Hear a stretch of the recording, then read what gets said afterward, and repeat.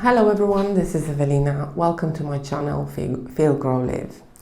Today I want to talk to you about integrity. A lot of clients ask me that question very often. What is integrity? When we're talking about finding your center, or when we talk about integrity as a concept, it's very difficult to define. So I thought I'm going to make a video for people who want to understand what integrity is and how to build on that and why is it important. Human mind or brain or psyche or existence with regard to integrity comes down to three layers of being. So there's an emotional being, there's what your emotions and your feelings, right? There's what you think consciously or unconsciously, so your beliefs and thoughts and your internal narrative, and what you do. Okay, so what you say and what you act, etc. And having an integrity, it's about those three layers: what you think, what you feel, and what you do, being a part of same narrative. So being in alignment with itself. And I'm not talking about 100%, but I'm talking majority of the time. Not having integrity is when what you say, for example, is not aligned, or it goes against actually what you believe to be the case, right? Not having integrity is when you do something that goes completely against your values. Or not having integrity is about saying something and then doing something else and actually feeling something completely different. Okay, so as one of the examples, I can share with you that sometimes a client comes into therapy and they say something in the lines of, I've been feeling all over the place, I don't know what's been happening, there is no reason for me to feel anxious, but I do, please help. So what I would do in that case, I would start digging around and I would start asking questions about what happened at work prior to the session, what's been happening at home, what's been happening within the friendship context. And sooner or later, it would become apparent that that person found themselves in the situation where they had to actually compromise their integrity to the degree that it became destabilizing, to the degree that it became uncomfortable. So for example, someone is at work and they are talking about something at work, and someone at work, let's say, and that person is not present, and they ask my client a question, and my client says something due to the pressure of being put into the spotlight. Due to the pressure, they say something about the person that is not present that they don't truly believe to be the case. So they cannot actually speak up for that person, but they go along with whatever everyone is saying. And they agree with something they don't really truly believe to be the case. And this is an example whereby if what you say goes against what you truly think, that would be an example of losing your integrity to the degree that is detrimental to you.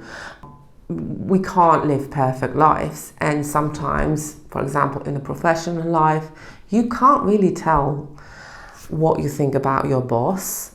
If you can, that's fantastic, but if you can't, then if you live in that environment when you constantly can't be yourself, if you can't act out your true values, if you can't express what you truly feel about a certain thing, then that will sooner or later become detrimental and destabilizing. When you lose your integrity often enough, you are all over the place. Our existence is based on the idea that we need to act out our true selves. If we don't, then the sense of self is being fragmented. That's the whole truth. That's the fundamental truth around integrity, that when you lose it, it makes you feel fragmented. Because if you start expressing things that you don't really believe, or you start doing things that are against your values, or you are saying something that, I don't know, just to people please, for example. People pleasing is another example of not having integrity, even though people wear it sometimes as a badge of honor. However, this is, people pleasers are usually extremely anxious as a result of not having integrity, because what they do or say, their actions and their words, they're not aligned with what they truly feel and what they want. It's about, they do stuff or they say stuff for others, and therefore that makes them really anxious, because anxiety is another way in which our psyche and our mind, our true self, is sending us a message that something needs our attention, something needs our awareness. Let's think of it as a spectrum. You can have integrity in most cases, in most situations, or with yourself. But for example, in friendships, right, it's very, it should be the case that you can say what you think, you can speak your mind, you can use your voice and your actions, and no one requires you to do anything against yourself.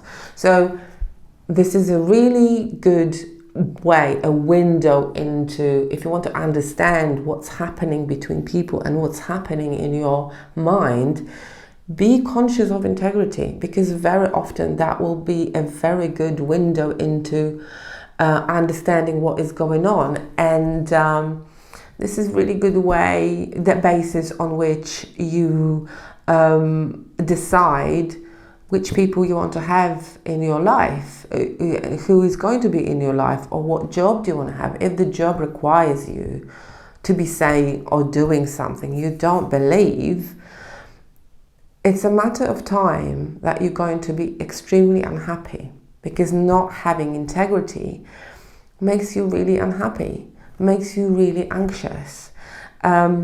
It's a very good dimension on which you can look around yourself and say, well, everything seems to be going okay, but for whatever reason, I'm anxious and depressed. Look around yourself. If you are surrounded by people or things or places, if you find yourself to be in a place that is not really aligned with you, and you can't be centered around who you truly are, that's a red flag. That may be the source of your unhappiness. That may be the source of your depression. That may be the source of how you truly, or of your anxiety, let's say. So